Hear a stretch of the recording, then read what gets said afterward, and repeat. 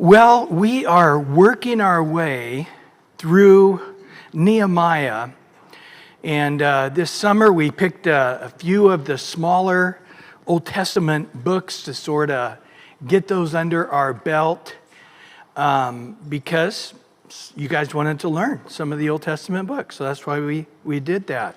So Matthias taught through Ezra, a fantastic book, and now Nehemiah, the book on leadership.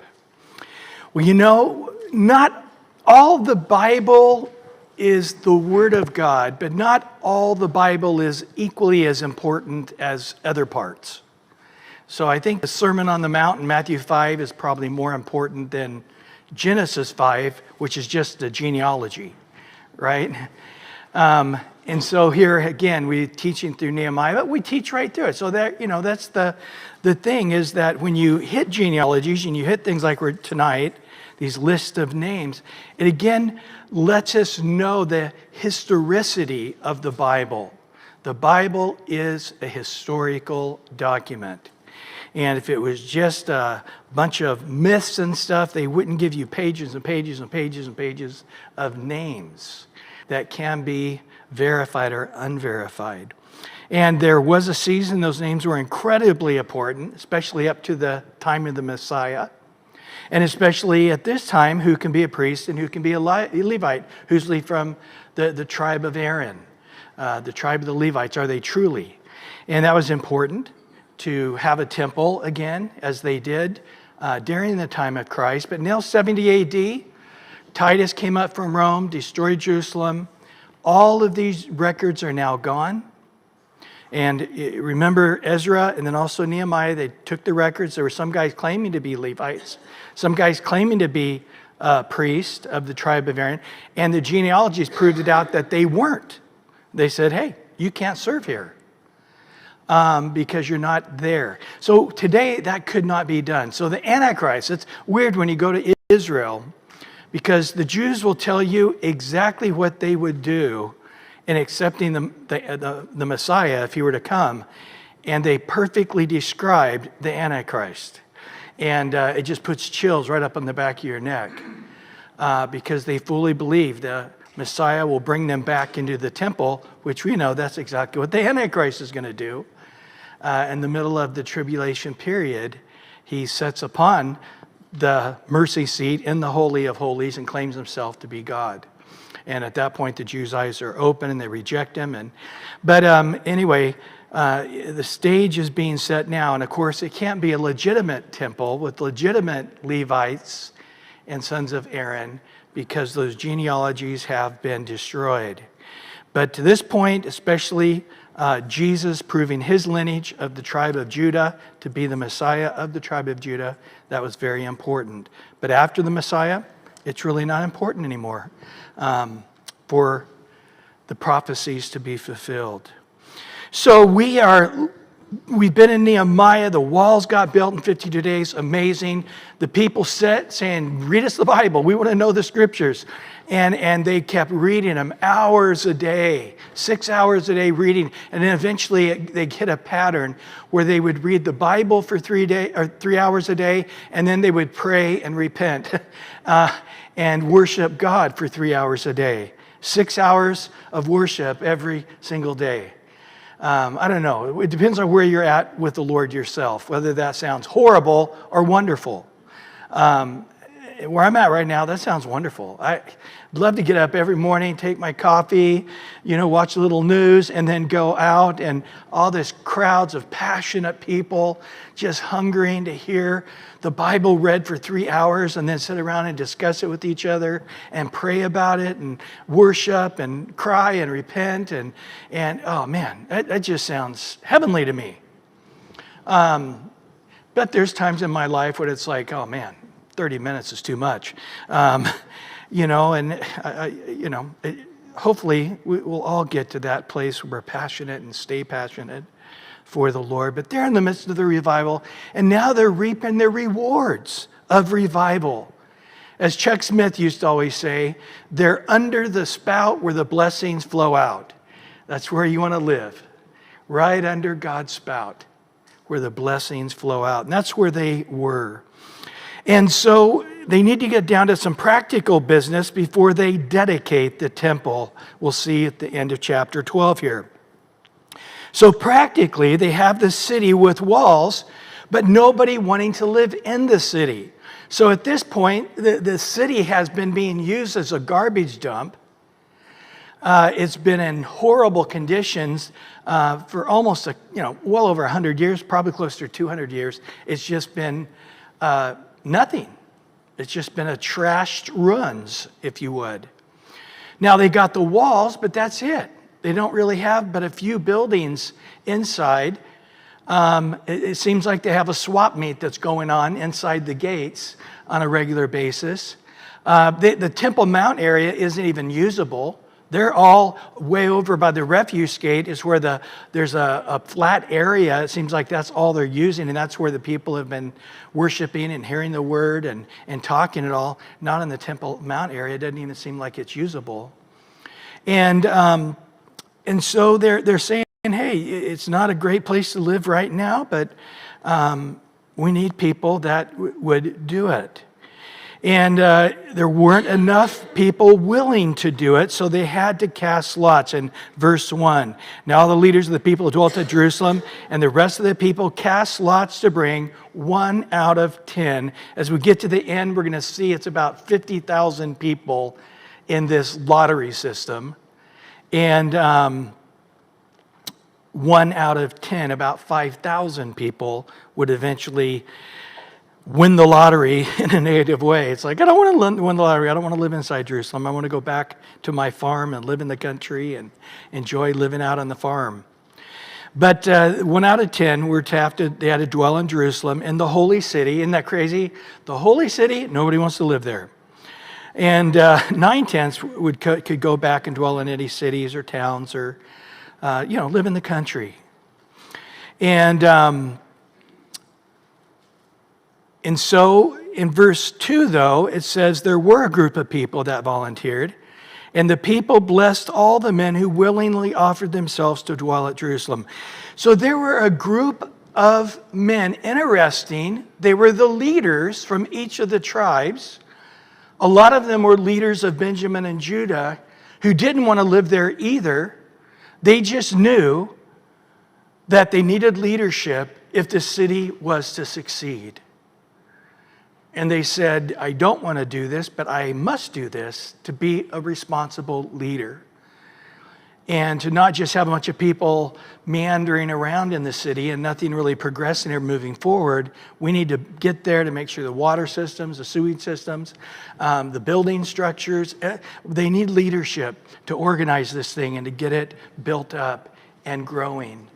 And so they realized it was a great sacrifice. These men who had the money, had the prestige, but are having to live in a difficult situation. We had a meeting on Monday night with a group of guys and it was neat. Dennis shared that, how, man, that he just came to a place in his life in maturity where God just said, step up and do it. And he's been doing it for decades now, but just consistently. And there were some guys before him that he followed in their footsteps who just were tough dudes that were just consistent in setting up chairs and tearing down and being there to do the work of the ministry in very practical terms. So all the people blessed those people that were willingly giving themselves to be these men in Jerusalem. And of course, their whole families would be with them as well. They had a unique pioneering spirit. They had an ability to endure the hardship, the discomfort, to accomplish a greater work for God's kingdom. Well, a lot of names here, and I would hate to read it all and spoil the fun for you to do it on your own. So it'd be like unwrapping Christmas presents for you. So I won't do that. But we start there in verse 3, and it's breaking down all the heads of the province who dwell in Jerusalem. Now, in the cities of Judah and Benjamin. So remember when Joshua came into the promised land, everybody got sections. Well, the section where Judah, the tribe of Judah and Benjamin was in the Jerusalem area and around, all the way extended to Bethlehem, of course, the city of David. And outside, and again, if you get a map, you can see that district, but it wasn't a huge district, but they did have a very specialized district with a couple of large cities, that being Jerusalem and also Bethlehem at the time, and other cities around. So it was a very influential area they got. And of course, once David became king, he had known all along that that's the place where God had chosen to put his temple and to put his name in Jerusalem. And so he says these guys of this tribe, everybody dwelt in their own possession. So each of the people in the tribes, each of the family heads in the tribe of Judah and Benjamin would all get a plot of land within the area of those two tribes. And so these are ancient possessions that they had. And the priests and the Levites and the Nethinim are descendants of Solomon's servants. So we'll talk about that, Nethinim, in just a little bit. But so when you study through the Bible, the tribe of Levi actually wasn't counted as a tribe. If you count them as a tribe, there's actually 13 tribes of Israel. And of course, 13 is a number of triumph. It's a great number. Joshua went 13 times around Jericho when it fell down. So I thought 13 was a lucky number. It is for Satan. But they didn't count the Levites as a tribe because that was the Lord's people. So what they did is outside the cities, the priests who had a ministry in the various cities, they got the space on the outside of the city walls for their gardens and their chickens and their sheep and their goats. So they had milk and vegetables and fruit trees and so forth. And then, of course, there was a number of cities of refuge. That's a whole nother story. I don't want to go into that. But, and so he's saying that the priests were sprinkled in and amongst all the various villages around, as it used to be in the olden days when things were set in order correctly. So now remember, Zerubbabel brought back the group from Babylon back to Israel. They had been kicked out for 70 years plus. But now things are starting to slowly take shape with the Levites again. So it appears that even though they've been back, remember Ezra came back, and he came back with a group of Levites and priests, that nobody was operating as a Levite or priest. Ezra got back, they built the temple, and they still weren't. So those who were Levites and priests were pretty much just farmers and regular merchants. They weren't operating in a spiritual realm whatsoever. But now, in this revival after the walls are being built, things are starting to take shape again, as they had done years and years in the olden days, before Babylon and before that, when things in the country were healthy. And so the way God's order is supposed to work, it's beginning to slowly happen that way. In verse 4, in Jerusalem dwelt some of the children of Judah and the children of Benjamin. And then he gives a list of the children of Judah, and predominantly a guy at this time who was sort of a mainstay of the tribe of Judah was Perez. And so he came up from Mexico, and but this house of Perez was sort of a prestigious house of Judah at this time. And it names 468 of them, all valiant men trained in war. So this is sort of a point of saying, wow, we didn't just have anybody living in Jerusalem, but we had some of the most princely of the princely, some of the greatest, richest, most powerful people who came and moved in Jerusalem. So that really had to help, right? I mean, that really had to help causing people to value Jerusalem, which they're clearly not at this time. It's not a place you want to live. But yet these well-to-do, well-known people, mighty men of valor, are moving in there. And then in verse 7 through 9, you have the sons of Benjamin, about 928 of them, so almost twice as many that of Judah. That's substantial. And then of the various priests, I'm not going to go into it tonight, but there is 3 different breakups of Aaron's sons. And each of the sons had a different job in moving the tabernacle in particular. And then later, who would be actually in the temple, that would just be the Kohathites, and the one son Kohath, went into the temple. They were the high priesthood.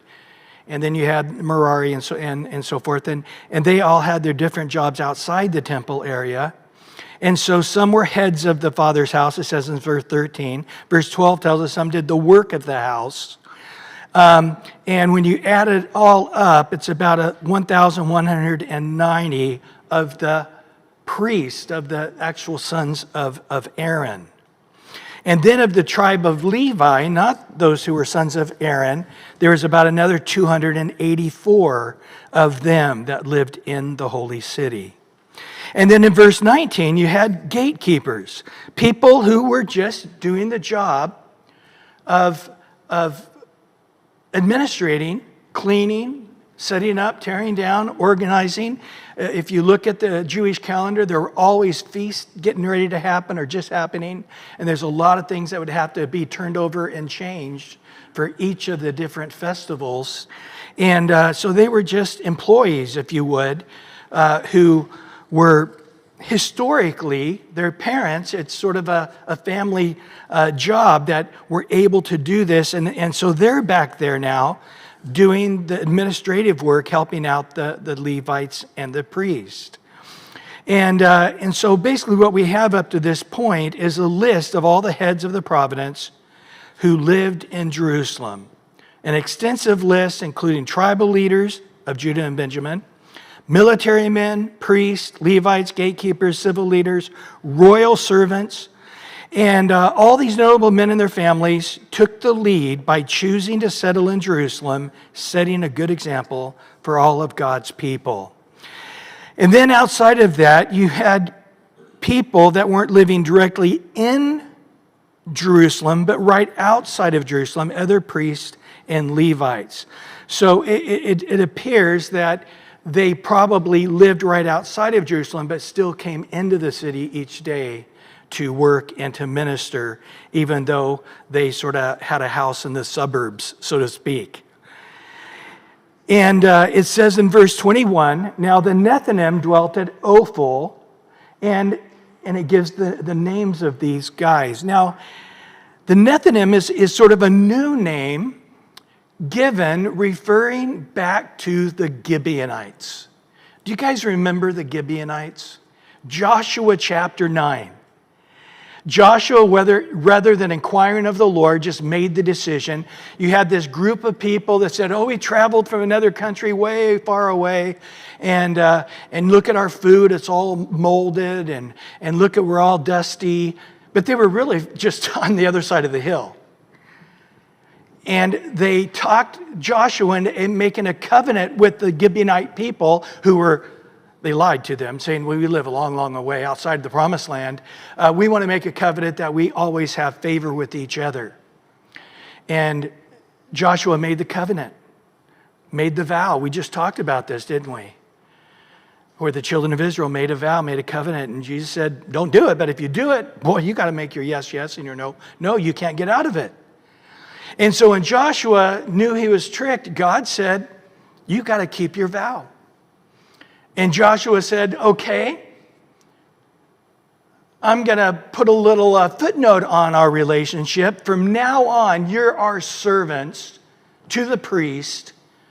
You go cut all the wood up, chop the wood up, carry the wood for them to burn the sacrifices and also bring the water. And the Gibeonites are like, okay. Well, what ended up happening is these Gentiles ended up being like a part of the priesthood. The area Ophel is another name for the city where David lived. It was the ancient name. which became where David put the palace. Today, when we go to Israel, we go to the southern steps.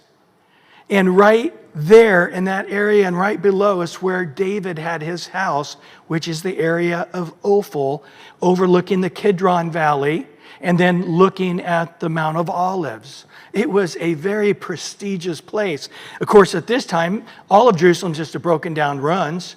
It's not the place of the palace, right? It's just a place where there's a pile of rocks. But these Gibeonites knew exactly what they were doing. They went, they got a location near the temple, so they didn't have to travel as far. But they also took over the ancient site of David's palace. Look at these guys. Envious position they ended up in. Their whole job was to be where every Jew wanted to be, in the temple. David said, if I had a second choice from being king, actually it's my first choice, rather than being king, I would like God to make me a bird, and I could just build a nest and live right there in the temple.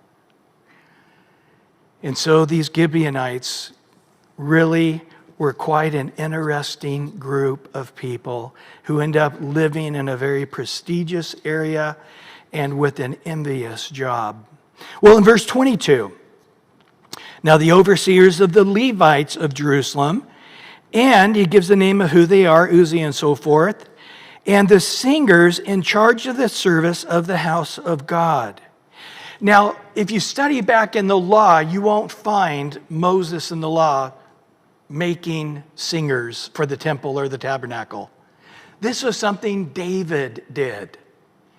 David instituted a whole nother priesthood, if you would. It wasn't of a certain people or a certain tribe. It was just anybody who wanted to join the band, join the orchestra, join the choir. And then he had certain people that became professionals at that. You might remember in the Psalms, there's 150 of them. 75 of them David wrote. But the other half of them were written by Asaph, who was just the choir director for David. And from Asaph, his children and his family members end up being this very musical group of people. And so if you would, it's not just the glory of the tabernacle. It's not just the glory of the temple that Solomon built, but it's the glory that goes back to the time of King David, when the tabernacle was there. But even though the temple wasn't built when David was alive, he had put together this elaborate orchestra and choir, and it hasn't been around for hundreds of years, but it's coming back. So things aren't just coming back in a limping way. They're coming back to their fullness of the glory. This is what it's saying. Now, you say, well, who paid for the singers? We know the tithes are for the priests and stuff. Well, interesting enough, King, the Medo-Persian Empire, Artaxerxes, evidently via Nehemiah, or maybe Nehemiah had the choir come to Zusha and sing. I don't know. But the king took it on as one of his charities. Look there at verse 23. For it was the king's command concerning them that certain portions should be for the singers, a quota day by day. So, people today who are wealthy, they support the arts, right? And they'll support the city orchestra or some other area of the arts. And that's a pretty prestigious thing to do. You get special banquets and whatever. So the king evidently had a nonprofit organization, and part of that nonprofit organization was supporting the arts. And in various regions, I guess, maybe of the world, since he was the world conqueror of that time. But in particular, he supported the arts of Jerusalem. Interesting, isn't it? And he got one of the guys from his nonprofit organization to live there in Jerusalem to oversee this for the king. And he gives the guy's name there in verse 24. And he says he was the king's deputy in all the matters concerning the people. So he made sure all of these singers were supported and that their music interests continued to grow and grow. Now, of course, those living in Judah was substantial, so you have to have a place where you can have fruit and vegetables and milk and eggs and so forth. So these wealthy people that lived in Judah also had gardens, if you would, or ranches or farms outside of Jerusalem to make sure that they had a continual flow of food and vegetables and so forth while living in Jerusalem. So that was just part of living in a big city, is you still had to have agriculture shipped to you in order to survive, unless you were to buy it, and that probably would be even more expensive than the rich people could handle. They had to produce their own.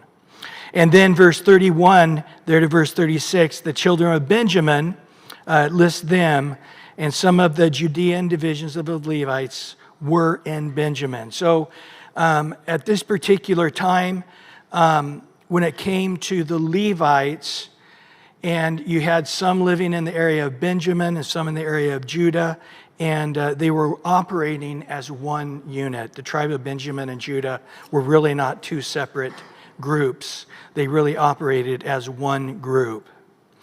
Well, we come now to chapter 12. And here, these are the priests and the Levites who came up with Zerubbabel.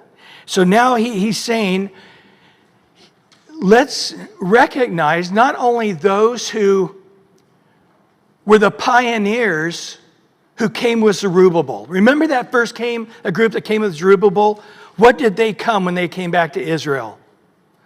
It was a harsh land full of pirates, okay? It was a dangerous place. It was a place where there was nothing going. It was a destroyed land. Wow. These people, a lot of them were professional, wealthy people. And they literally made the choice to move to a very harsh third world environment, especially coming from Babylon, the most modern country in the world. And so if you would, this would sort of be like, for us, a list of the people who were on the Mayflower. You know what? I think I've met at least 1 million people who their relatives came off the Mayflower. It's amazing how everybody likes that. I grew up in Visalia, and there's several Indians that also went to school with us. And they're like, no, my parents were on the Mayflower. We were shooting at them. So we always had a fun time with that. But this is what they're saying is, hey, some of these guys that it's in their blood. Their great-grandparents were pioneers, and they came to this harsh land and living in hardship and danger and discomfort. And now we proudly step up and give honor to our lineage by ourselves living in Jerusalem in a difficult place. And these are the heads of the priests and the brethren in the days of Joshua. So he's going back talking about the priests and some of the Levites who also came with that first group with Zerubbabel. And then there's a list of other groups of Levites at various times that came with Ezra and afterwards. And you might remember that as we looked at the end of Ezra, which was 60 years apart between Zerubbabel and Ezra. And then a few decades before Nehemiah came to build the wall. And Jehoiakim, you might remember his name. Well, then we come to verse 22. And now we have, during the reign of Darius the Persian, a record that was kept of the Levites and the priests who had been heads of their fathers' houses in those days. And then it's going to keep going. It's going to say, and these are the sons of Levi of the heads of the fathers and houses in those days. And then it mentions there that they are, during those days, during the time of Ezra, they started needing gatekeepers in particular to guard the storerooms of the gates.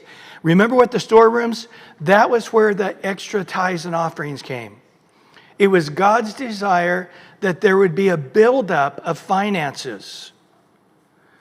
So when there was a hard time in the land and not as much tithe came in, the Levites wouldn't have to leave. They wouldn't have to say, hey, we got to lay off half of you priests and half of you Levites got to go find a job somewhere. You can't serve here in the temple because there's not enough tithe coming in.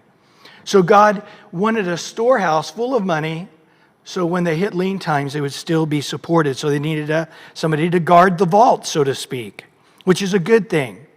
And then he also says, now these are the guys that were around all the way up to the present day, while Nehemiah was governor and Ezra was priest. And so now we're sort of up to present time. So in verse 27, now we're at present time. Now, that's what it says, verse 27. Now, at the dedication of the wall of Jerusalem, they sought out the Levites in all their places to bring them to Jerusalem to celebrate the dedication with gladness, both of thanksgiving and singing with cymbals and stringed instruments and harps. So it sounds like they didn't really want to advertise it because they had so many enemies in the area.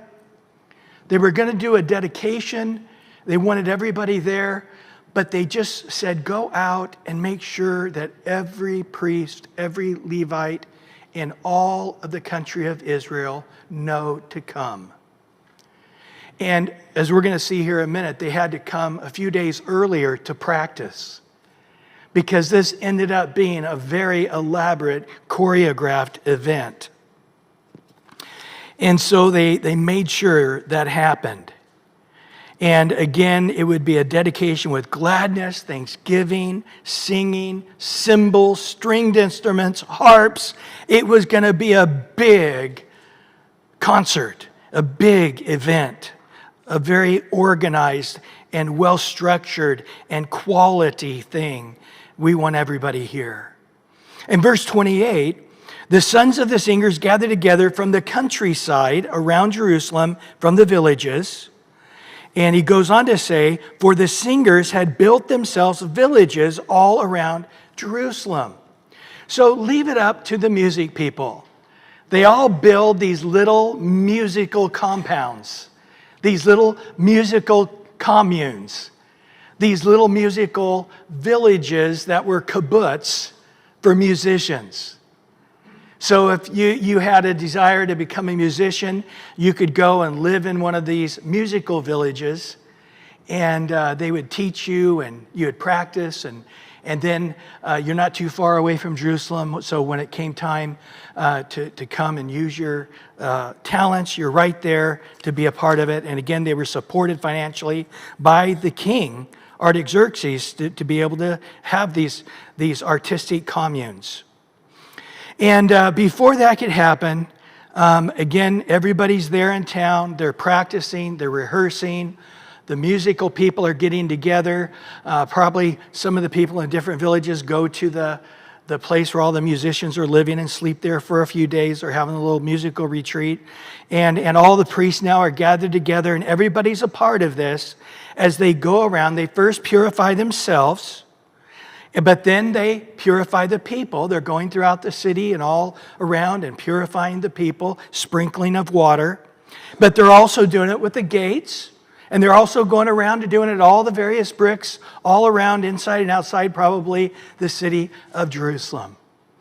I had one of the guys who was a relatively new believer in our church in San Diego who rented a place, and he's like, Bryan, hey, read this right here. I need you to come over and anoint every door in my house and every window and all the walls, and I just, I was like, wow, man, I'll do that. And I came and I did it, and I prayed all over his house, and he'd be a blessing, and he did. He had a great home fellowship. It was great.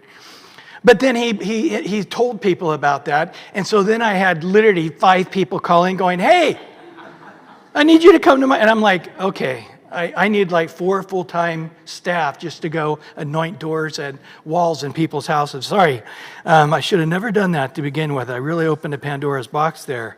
But I'll be it unto you according to your faith. I've just told people, just do it yourself. I'm with you in spirit. Well, in verse 31... So I brought the leaders of Judah on the wall and appointed 2 large thanksgiving choirs. One went to the right hand on the wall towards the refuse gate, and we'll see in a minute. Another group went to the left. Now, I'd just like to point out here, remember earlier, Tobiah, Sanballat, to dishearten the people, they were throwing all these little fiery darts. Do you remember one of them was, if foxes try to jump over the walls that are built so far, their little tiny bodies would knock the whole wall down. Do you guys remember that? Because they were using substandard material. These were not builders. These were just regular people. But now we see how strong the Lord is making this wall. That virtually the entire population of priests and Levites and singers and leaders are going to be standing on top of this wall all the way around. Thousands of people this wall is going to support. So again, if you're thinking like a city the size of, LA or something, if you look at the South Coast Plaza Mall, okay, the greater mall there, that's about the size of the city of Jerusalem at the time, okay? It wasn't huge. The temple itself was about the size of this room that we're in right now, not much bigger, actually a little narrower and just a little bit longer. So again, it's pretty astounding when you think of how this was going to work out. So after they purified themselves, they had one group of leaders with instruments and singing, and they came up and they walked up onto the wall from the steps wherever they were at, and they're singing and the instruments are playing. But then after them, on another, I'm picturing like one set of steps going up this way, and then another set of steps maybe a little further down going up the opposite way. And these guys now are going up the other way, half of those leaders of Judah. And it goes on to tell us there, with musical instruments of David and the man of God, so some special instruments that were invented by David. They were remade, the designs were there, and they actually had some of those. So again, the glory of the time when David was king. Now Ezra the scribe went before them. So now you got Ezra sort of leading this group of people. So you had the first group of people that were being led going one direction. Now Ezra leading another group of priests and Levites, and the musicians going in another area, and they're all marching along the wall, filling up, and eventually they'll come to their spot and stop, and everybody will turn and face into the city. And it tells us there that Ezra went before them, the fountain gate, the front of them, and they went up to the stairs of the city of David. On the stairway of the wall, beyond the house of David is the water gate, eastward. And I gave you a map. I should have given you one again tonight here. So Oshea took half of the leaders to the right with the musical instruments in the hand. Ezra took another group, went to the left, evidently. And then in verse 38, now other Thanksgiving choir went the opposite way. I, Nehemiah, was behind them with half of the people on the wall. So now you're actually having the groups crisscrossing each other. On the wall, there's like two lines of people. So as one group is marching that way, another group came up from the opposite way, and they're passing each other. Like, you can imagine people with trumpets, and they both have trumpets, and they're passing each other, and singers are all singing different parts, and now they're passing each other. And so it looks like there's going to eventually, they're going to spread out. But while they're doing this, you really need a heavenly look. I mean, this was for the Lord. So from above, if you would, looking down, sort of like the Olympic, first night of the Olympics, they're pretty orchestrated, pretty amazing how they have all those things going. This is what it would have looked like. Everybody in their best of the best garments, and all the musicians practice, and all the singers together, and you got this great choreograph going as they're coming up on the wall and then on the wall and crisscrossing and passing each other. And then in verse 40, so the two Thanksgiving choirs stood in the house of God. Likewise, I, Nehemiah, and half of the rulers with me. And so he's sort of saying that in verse 40 again. And the singers sang loudly, he says in verse 42, with Jezariah the director. So they're all singing, but the director is maybe down on the ground, and everybody's spread out looking at him. And again, there's not a lot of buildings in Jerusalem at this time. And so they're able to see him, and he's directing them, and it's very organized, very quality being done. And so on that day, they offered great sacrifices, verse 43. Rejoice, for God had made them rejoice with great joy. The women and the children also rejoiced. I guess a little harder to get them to rejoice, I don't know. And so that the joy of Jerusalem was heard afar off. So wow, what a day of dedication. You know, I've done a few dedications. I had Chuck Smith do both of them. I built a smaller building, eventually built a bigger building. Chuck came both times, and it is a great time. But we weren't this organized. We didn't go knock ourselves out to this degree, mainly because we were exhausted from the building project. But when we get our building, okay, we will do this right? We'll pull out the bands and the orchestra and the choirs, and we're going to do it upright. Well, verse 44 now. At the same time, some were appointed over the rooms of the storehouse for the offerings of first fruits and the tithes. So now finances are coming in as people see what they are supporting and why it's important for them to have full-time priests, full-time Levites, full-time singers. For Judah rejoiced over the priests and the Levites who ministered. So now really things are coming together as God has said in his scriptures. He wanted those things to come together. Verse 45, and the singers and the gatekeepers kept the charge of their God and the charge of the purification according to the command of David and Solomon his son. So now they are doing it the way it was done in days of old. Back in the days before the temple, when David was king and the tabernacle was there, then after the building with Solomon was there, the glories of God being worshiped in such a quality way was once again happening. And in verse 46, for the days of David and Asaph of old, there were chiefs of the singers, songs and praise, thanksgiving to God. So there wasn't just one choir, there were several choirs. There wasn't just one orchestra, there's several different groups of orchestras, and different types of bands and different types of music that were within the temple. Not just one type, there was some unique groups. And in verse 47, now in the days of Zerubbabel, in the days of Nehemiah, all Israel gave the portion for the singers and the gatekeepers, a portion of it for each day. And they also consecrated holy things for the Levites. The Levites consecrated them for the children of Aaron. So it started back when Zerubbabel first came back, limping along. And Ezra, it sort of kicked in to a different degree. But now things are really working. And we are really now at the end, as we're coming to the end of Nehemiah, really at the end of the historical chronological time of the Old Testament.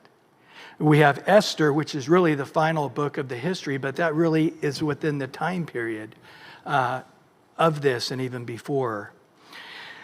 So what do we learn from these two chapters here tonight? One, I think that when we have complete revival, when we are turned to the Bible, when we are hungry for the Word of God as these people were, and then they pray through the Word of God, and God is speaking to them and they're responding to that, there's an amazing revival that can happen. There's a guy years ago who was an African who couldn't quite speak English right, and he kept talking about the revival they were having. And when he finally realized what he was saying, he goes, no, that's what it was. It was a revival. We fell back in love with the Bible again, and then we saw the mighty move of God. And this is exactly what we see here, isn't it? A revival. They got back to the Word and responded to God's voice, and awesome. Secondly, God loves it when we sing. I mean, this is sort of something we're seeing here. It's just the great joy and celebration and God moving mightily within those singers when they have this true heart of worship to Him. So I just say to you, make a joyful noise. You can't sing very good? Make a joyful noise. It's just as good.